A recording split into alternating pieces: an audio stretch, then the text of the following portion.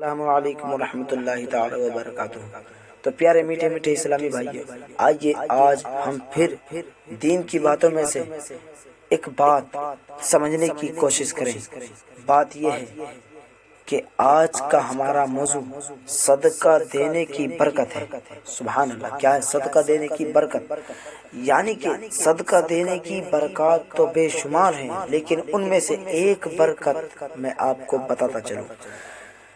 واقعہ کچھ اس طرح ہے کہ سرکار نے ارشاد فرمایا، حضرت ابو ہریرہ نے اس کو نقل فرمایا، سرکار فرماتے ہیں کہ ایک شخص نے آسمان سے آنے والی آواز کو سنا، اور وہ آواز یہ تھی کہ کوئی بادل کو حکم کر رہا تھا، یعنی کہ بادل کو حکم دے رہا تھا کہ جا اور فلاں بن فلاں کے باغ میں پانی برسا۔ سبحان اللہ، بادل کو حکم دیا جا رہا ہے، اور جس شخص کے کھیت میں پانی برسانا ہے اس کا نام لے کر کے حکم دیا جا رہا ہے۔ کیا ہی خوبصورت بات ہے کہ بادل کو حکم دیا جا رہا ہے۔ اب وہ شخص تعجب میں پڑ گیا، اور تعجب میں پڑنے کے بعد وہ خواہش کرنے لگا کہ آخر یہ عظیم ہستی کون ہے، ان سے ملاقات کی جائے، ان سے ملا جائے، ان سے دریافت کیا جائے کہ آخر یہ کون سا عمل کرتے ہیں کہ آسمانوں میں بھی ان کے نام کے ڈنکے بج رہے ہیں۔ سبحان اللہ۔ اب یہ شخص اس باغ کی طرف چلنے لگا۔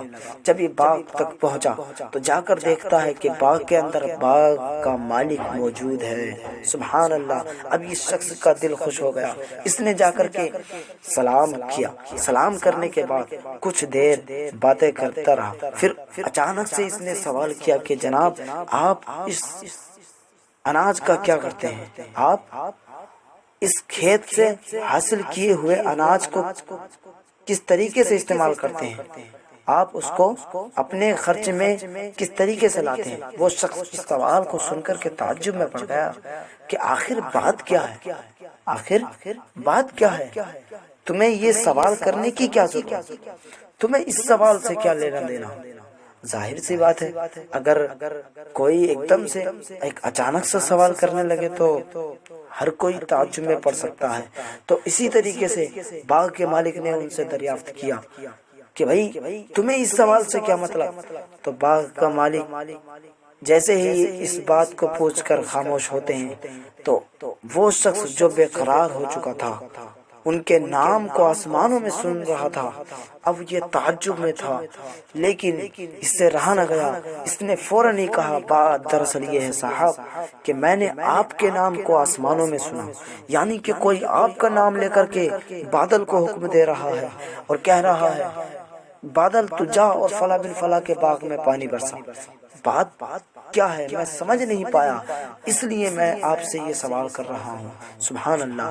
اب اس شخص نے کہا، جب آپ نے سوال کر ہی لیا ہے تو سن لیجئے کہ میں اپنے اس باغ سے حاصل کرنے والے اناج کے 3 حصے کیا کرتا ہوں۔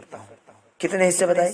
3 حصے کیا کرتا ہوں، جس میں سے ایک حصے کو میں اپنے اور اہل و عیال کے لیے بچا کر رکھ لیا کرتا ہوں، اور دوسرے حصے کو میں اسی کھیت میں صرف کرنے کے لیے بچا کر رکھ لیا کرتا ہوں، اور تیسرے تہائی حصے کو میں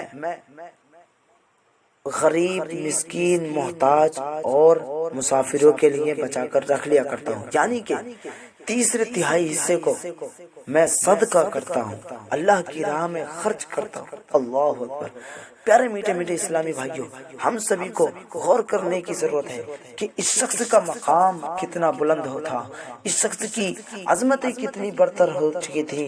یہی ایک عمل تھا، اس شخص نے کہا میرا یہی عمل ہے کہ میں اپنے اس اناج کے 3 حصے کرتا ہوں، جس میں سے 2 کو اپنے پاس رکھتا ہوں اور ایک کو اللہ رب العزت کی رضا کے لیے، اللہ کے حبیب کی رضا کے لیے میں پیارے آقا صلی اللہ تعالی علیہ وسلم کے پیارے میٹھے میٹھے اسلامی بھائیوں، میں آپ کو یہ بتانا چاہ رہا ہوں کہ اس شخص نے تیسرے حصے کو خرچ کیا اللہ کی رضا کے لیے، صرف اور صرف اللہ کی رضا کے لیے، اللہ کی راہ میں خلوص دل سے، تو اس کو اللہ رب العزت نے اتنا بڑا مقام عطا فرمایا کہ آسمان میں بادل کو حکم دیا جا رہا ہے، بادلوں کو حکم دیا جا رہا ہے کہ جا اور فلاں بن فلاں کے باغ میں پانی برسا۔